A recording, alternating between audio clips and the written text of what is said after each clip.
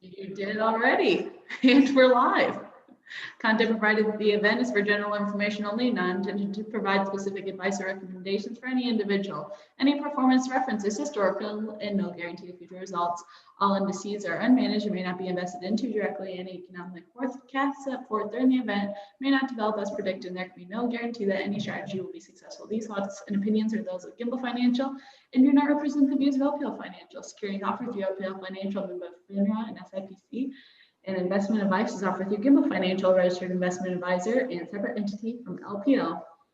Have you guys ever heard? Good morning. Have you ever heard me read aloud?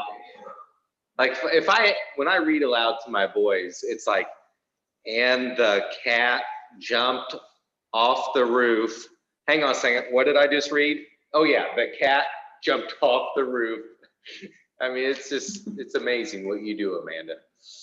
Did any of you guys ever get sweaty palms when you were small and they asked you to read in front of the class? So be like, oh, I hated that. Amanda looks like Since I don't get those today. Amanda was the one.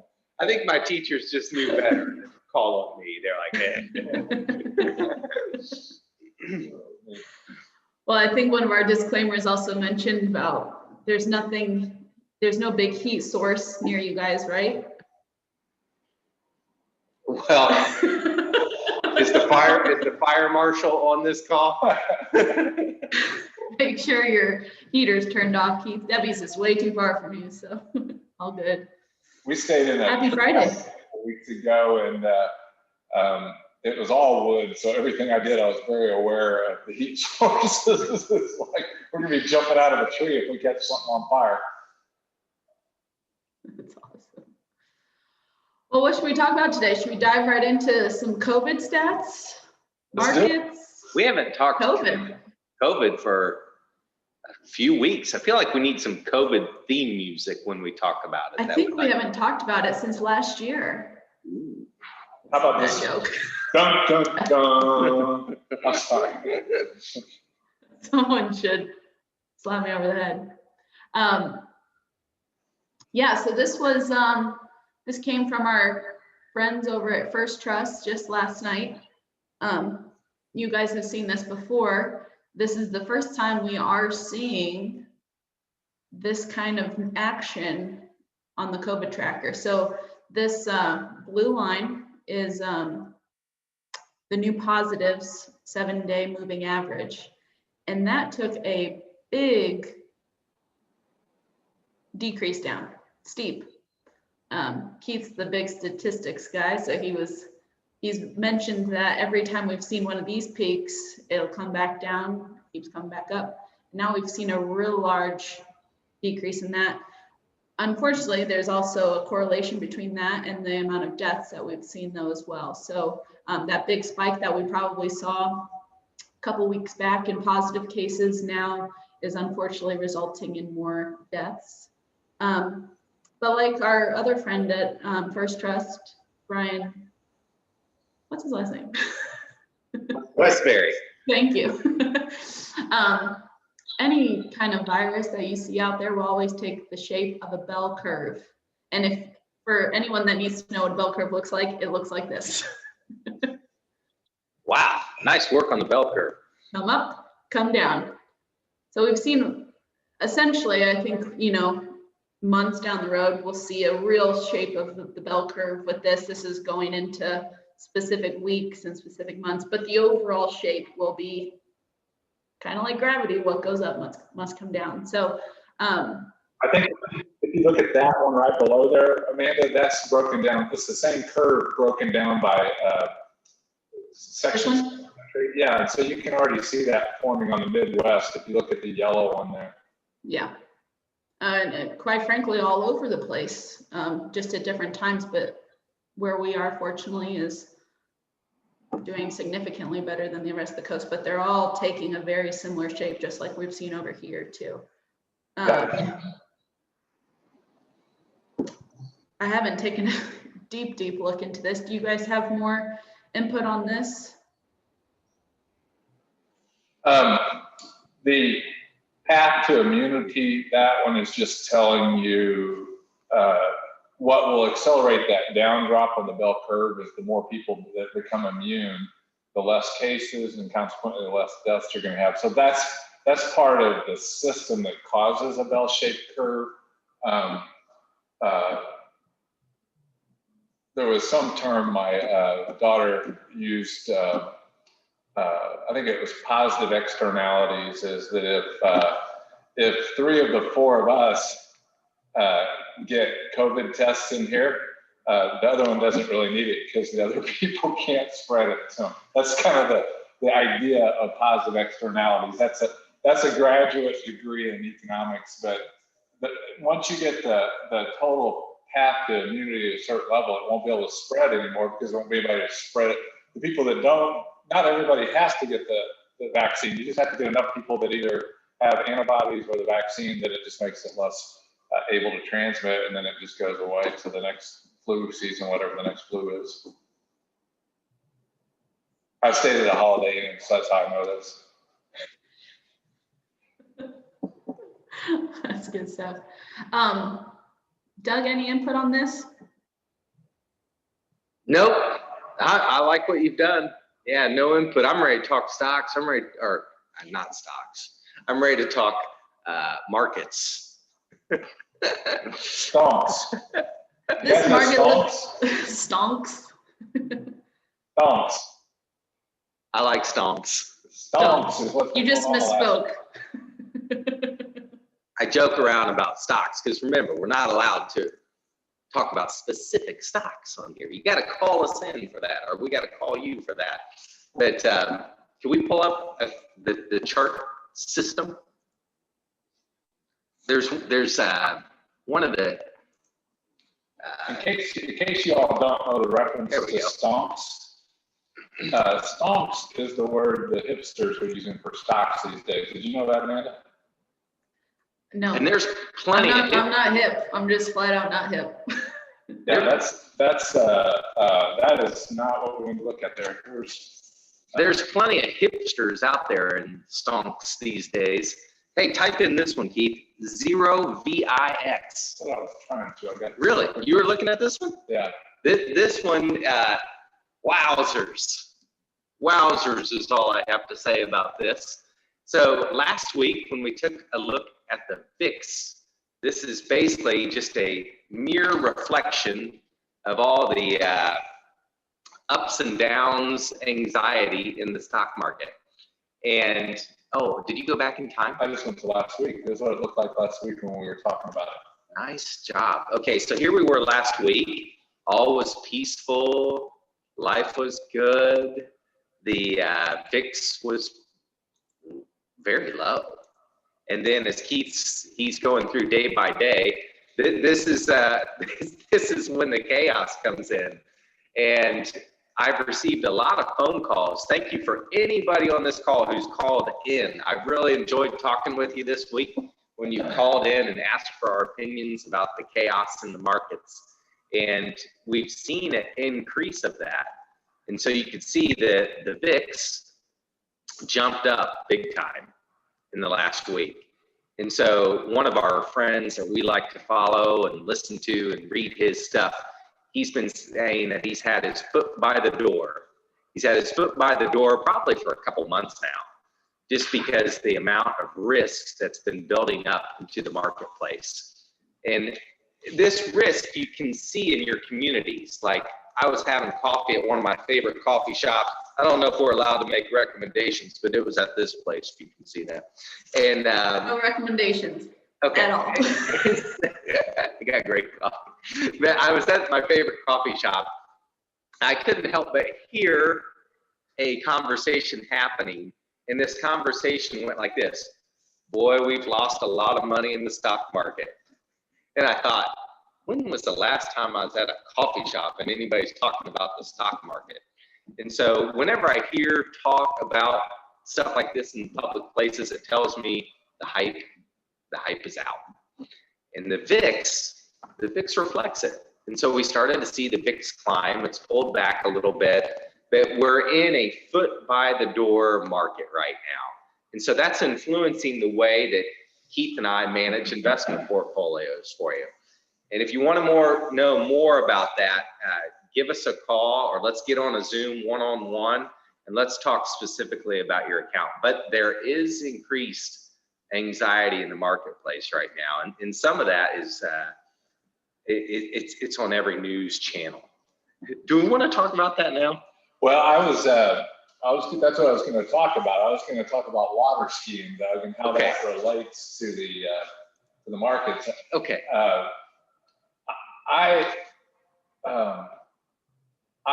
try to live life to the fullest. Those of you who don't know me, and my sarcasm and my sense of humor is sometimes welcome and sometimes unwelcome. I'm very serious about life and people's journeys through life.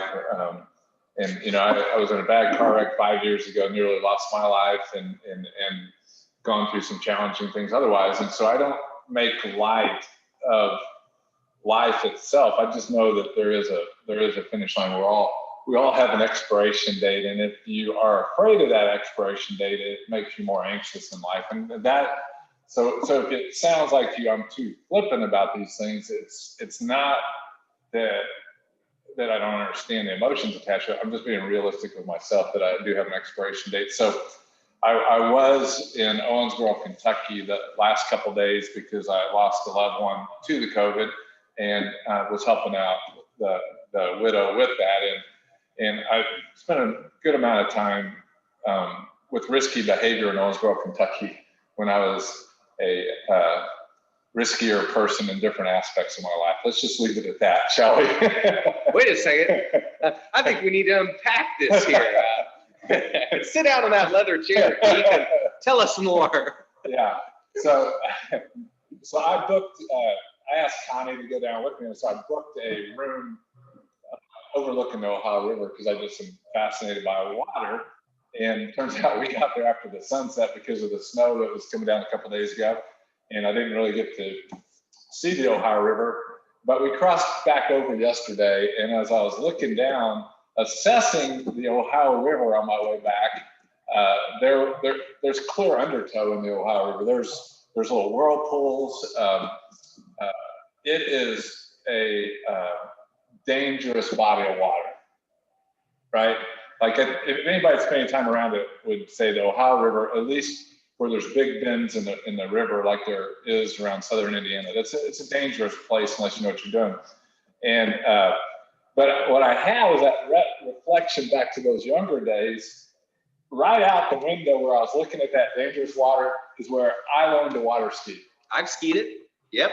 And I learned the very first time I water skied, I left there, skied 20 miles. My hands were stuck like this when I let go of the rope. And I loved water skiing. It was such a charge to me. My adrenaline was cranking, but I was probably 14 when this happened. I also had I think a right perspective that river is not it's not the best place to ski. No. And for a variety of different reasons. You have the undertow. It's choppy. It's choppy, but there's also trees floating in it. There's also barges. You get behind the barges lake. And so what I was going to ask you, Doug, is if you had a valuable boat, would you put it in the Ohio River and just crank that thing? No. Okay. I'd take Amanda's boat. Yeah. So that's a risk. That's a risk, right? That's a real life risk. And so I'd transfer that risk to Amanda. Yeah. But would you put your body behind, say, a not valuable boat and go fast speed on the Ohio River? At 45? Yeah, well, today? Well, that's what I'm talking about risk. Present tense, no. Yeah. No. Yeah, because what I was thinking is that that water skiing is a risky and dangerous endeavor, right?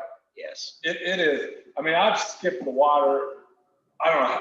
I've done a lot. Like I wouldn't dare do the things I did back in those days today. But I think in that, experienced people can recognize risk. Like a water skier can look at that and now I'm good. I'm not going to do that. And so they recognize risk and they adjust their behavior accordingly. Yeah. And so that's just water skiing. It's dangerous, but it's worth it, right? Like both of you guys water ski, right? Yeah. Yes. Yeah, so you don't avoid it just because it's dangerous. You just are experiencing, you adapt accordingly. And so that was one of the things I was thinking is the stock market is risky and dangerous, but you all hire us to navigate it for you. And that's part of what we do when we see those, when we see a log floating in the river or we see risk out there, we're trying to, maneuver around that for you. But you can't avoid risky behavior in all things in life. And I think that's what, a lot of what we've been told in some things in culture, that you can do that. But if you avoid all risk, you also avoid all opportunities. Your fighter pilot friend Yeah. once told me, and this is a dude who's flown everything that the Air Force can make. And he once told me it was calculated risk. I'd like that. Yeah. Calculated risks. And he said, also, he told me that how you avoid anxiety and a lot of extra fear is by a lot of training. And I would say we've had a ton of training. And I love getting more training at this point in my career. I just like studying and learning it. And so you can measure your risk. But I think, I think we mentioned it last week that we had some concerns about the markets. And then some unnamed stocks. My kids love video games. Yeah, and if I were going to say, what would we say about what were we talking earlier, Amanda? This market looks like it's power to the players. Power to the players, baby. Power to the skiers, maybe, if you want power to. To players, and so power to the players.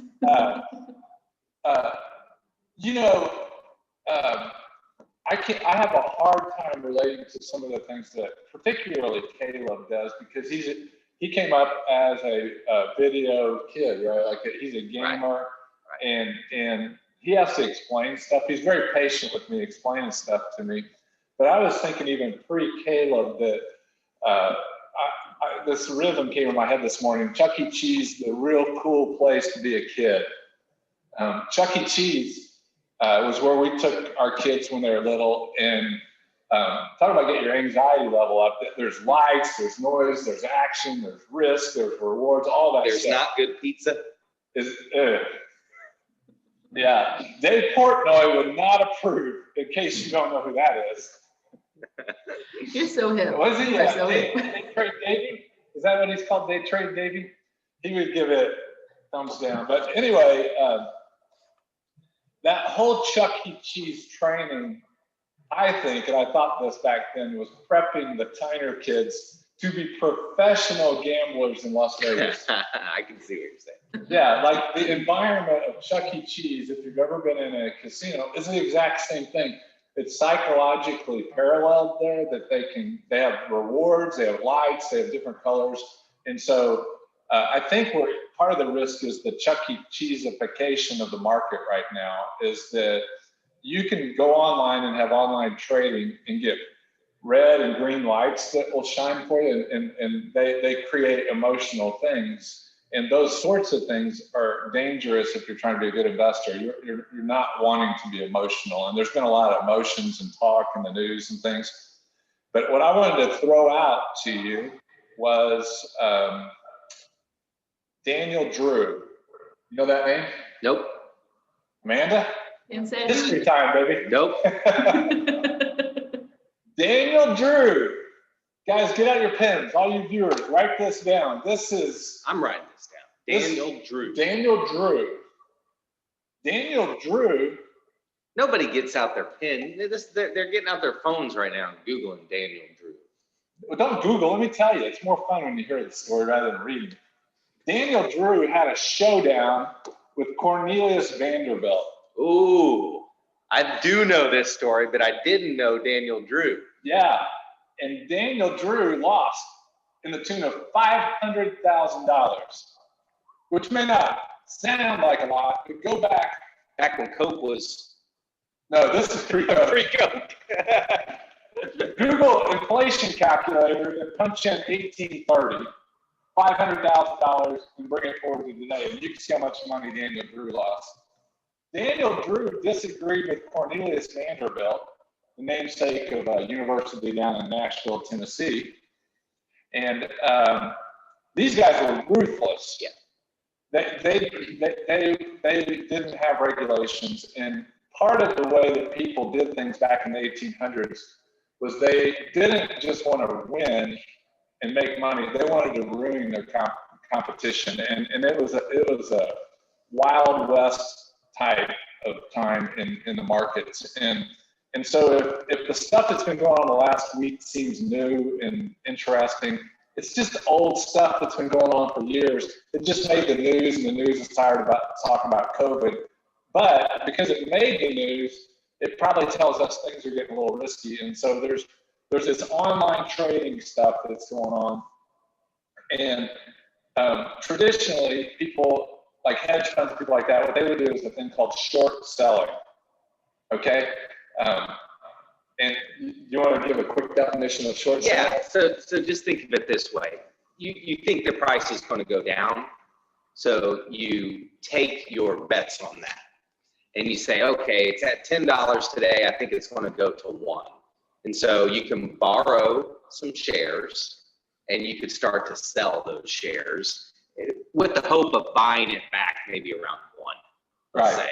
And then it goes up and make a whole bunch of money. So many years ago, before Netflix was in existence to deliver content on your TV screen, there was this old company, Amanda. It was called Best Buy. I'm aware of what Best Buy is. It's not Best Buy. I'm not thinking Best Buy. You're thinking Blockbuster? Oh, wait. Not that we're talking about stocks or companies. These are not. I'm still aware of Blockbuster. Yeah. But yes, Blockbuster, where I used to see guys rewind tapes when I'd go in there. Yeah. And I'd see all my friends when I'd go in there. And Blockbuster went out of business. Nobody ever thought in their heyday Blockbuster would go out of business. But there's a business model that's very similar to Blockbuster that's still alive today, and it has to do with the gaming industry. And there were people that saw the same future to that company as they did to Blockbuster. And they did what Doug just described. They started selling shares they didn't have in anticipation of that stock price going to zero. Because you make the difference between the price you sell it and the price you buy it back at is all profit to you. And some people are anxious about this behavior going on out in the markets because they think somehow that they're taking advantage of somebody. But that behavior brings liquidity to the market. But for somebody to do that, to short sell, it is the riskiest thing you can do in the market. A short sell has a limited gain. If you sell the stock at 10 and it goes to zero, you can only make $10 a share. So it's got limited gain, but it has unlimited risk. If you're wrong and that $10 stock goes to 400, you have lost 390 shares, $390 per share on a stock. And it's like your worst nightmare because you have to buy it back or you have to start putting up collateral for the loan that you borrowed. And when you start buying it back, you're actually increasing the price more and more. And so the trouble with this is it's not just, a bunch of guys online on their computers. There's other hedge funds doing this too and pushing that price up and just taking it to people. So it's a really interesting story, but one of the news places where I like to find stock news, they called it a classic situation. Why? Because it's nothing new. It's just a different way of doing it, but it's a classic situation.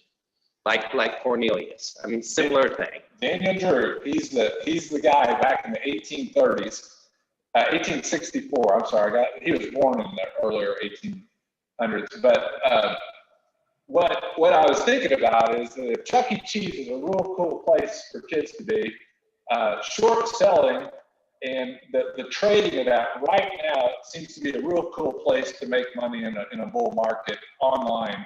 It's like a video game out there. And these things, in my experience in studies of the market, are fun until they're not. And it's not even a bell curve most of the time. No. It's more like a lead balloon. And these mountains look like this. And so these things don't end well. And it's not a good practice if you want to be an investor to try to practice in this kind of investing. But here's why I wanted you to think about Daniel Drew. It's probably been 40 years ago when I first read about Daniel Drew. When I first read about him, he had a quote that just stayed in my mind, and it's this: "He who sells what isn't his'n must buy it back or go to prison." That sounds like King James. Not that I'm recommending a biblical translation, but that sounds that's James. That's the 1860s, right? Because he just got smacked by Cornelius Vanderbilt, and that's what happened back then. And so we said, I think last week or the week before, that William O'Neill says all stocks are speculative. All stocks, yeah, that's right. All investments. Yeah, everything that's going on in the marketplace today just tells us to be careful out there, that you can jump in the river or go swimming there if you want, where the thing's spinning around. I wouldn't do it. I've got experience around the Ohio River. I'm not a big fan of doing too much out in that thing, particularly when it's elevated and the currents are moving faster. So as you're looking at the market, now I think is as good a time as any in recent history to have a personal financial advisor working for you. And we think Gimbal's pretty good to do that. We do. How's that for a sales pitch, Amanda? I'll recommend ourselves. Those are the two ideas I had in my mind today. You know, we talked a little bit about learning new skills last week and diving into that. And that's the beautiful thing about the stock market. It always has a new opportunity out there to learn. That could be just reflecting on things that have already happened in the past and bringing them current into your environment. And so that's all this situation is that's seeing news headlines today. This is a real opportunity for you to learn. It's an opportunity for us to learn and go back and say what mistakes have been made in the past, and then what would we do today? And so our friend who's had the foot by the door approach, I think is a pretty savvy way to be at all times, just to know your risks, to know when you want to participate and then when you might need to take a vacation from whatever it is you're involved in. But yeah, learning new skills. It's a great day to learn new skills, whatever those are. Hey, you guys learn any new skills? Yes. Amanda, are you learning? Always. When you make as many mistakes, you learn a lot of new skills. Yeah. One of the guys I've been learning some new skills from is my friend Bob. I've actually never met Bob. He is a resident at the nursing home right by our house. I can't wait to meet him someday. That Bob on Bickford of Carmel, if you ever want to get on Facebook, type in Bickford of Carmel. Bob writes on a dry erase board every day a quote, something. I think he's a former chemistry teacher. Smart guy. But he wrote on there the other day, he wrote something like this. I'm not going to get it exactly right, but it was, be happy. It drives people nuts. You know, he puts stuff like that out there. Opportunities to learn, opportunities to take something. Maybe it's a new skill, maybe it's a new attitude. But I just want to encourage you to keep learning some skills, keep learning some things to keep you sharp in 2021. You'll probably have a great adventure with it, and you'll probably help some other people accomplish things that they've always been wanting to do. And I would throw out another one to look at. Our friend Ray Childers, raychilders.com. He puts these axioms up on his website that are very thought-provoking and entertaining as well. So here's a shout out to Ray's website, Ray Childers, CHILDERS.com. And he does it on the Facebook too. Oh, there you go. So you can like it. I would encourage you to check him out. He's a pretty cool dude. Man, that's like 2 recommendations, Bob. And we forgot to say Indie Coffee Roasters. Did we say Indie Coffee Roasters? Are we allowed to say Indie Coffee Roasters? Indie Coffee Roasters. They're not public. I mean, they are public. They're a business, but as far as I know, they're not a regulated security. I think we've had too much fun today. Yeah. There's never too much fun to be had, but I'm always thankful for you guys and these Friday calls. Thankfully, it's Friday. You guys have a great weekend. All right. See you guys soon.